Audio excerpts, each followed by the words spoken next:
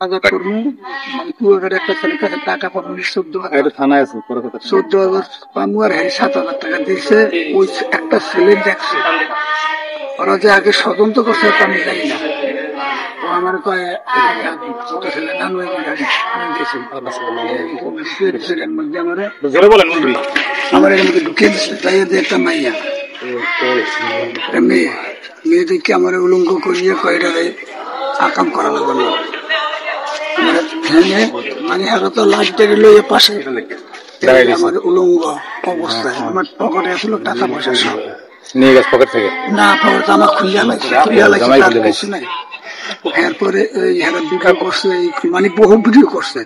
এরপরে আমার মারধর করছে বহুত পিছিয়ে একটা পিড়িয়ে ঝাড়ু পিড়িয়ে ভেঙে গেছে আবার ফিরিয়ে আর একটা আনাইছে আমি হেঁড়িতে ফিরেছি আর লাড়ি টাইম না। এরপরে হেঁড়ি ফিরেছে পিটানোর পর করে সবার পিছনে টাকা দিবি না টাকা তো দেওয়া লাগবে হ্যাঁ বাইরে করে দেবো। এরপরে মাইয়ের বিয়ে করা লাগবে যা করো মারিয়ে লাগবে না আমার কথা হ্যাঁ। এরপরে ওরা ইস্টাম আনাইছে ইস্টামের দর্শক নেবে আমার জায়গা দোকান বিডি টিডি সব ওরা নেবে। আমি কই যা করো করতে আমি আমার টাকা নাই হ্যাঁ কথা আমার মার প্রচুর ওই আমার পরে টাকা তোলা এত লেগে গেছে এই পর্যন্ত। পকেটে কত টাকা ছিল? 42,030 টাকা।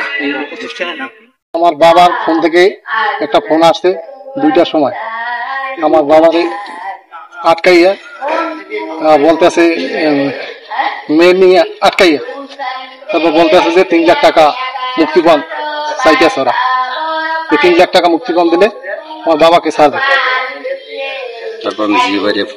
তারপর আমি আমার ভাই মমতা ভাই জিয়া ভাইয়ের ফোন দিই জিয়া ভাইয়ের ফোন দিয়ে বলছি আমার বাবার এরকম আটকাই রাখছে একটা রুমের ভিতরে মেয়ে নিয়ে আবার টাকা আছে 3 লাখ টাকা 3 লাখ টাকা যদি দেয় তাহলে আমার বাবার তারা ছেড়ে দেবে।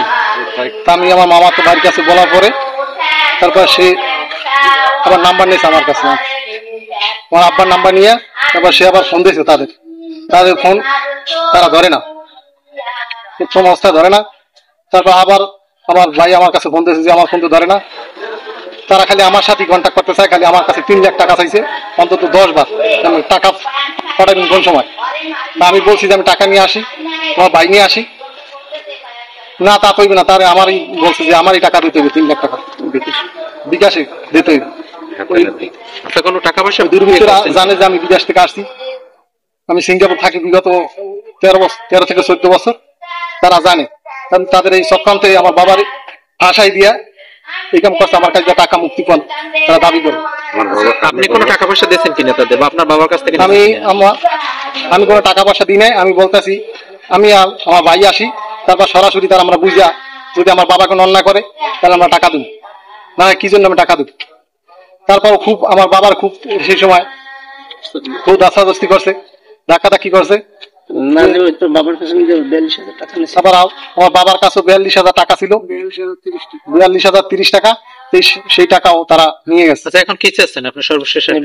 আমি এটা আইনের কাছে আমি এটা বিচার চাই দুষ্কৃতকারীদের যাতে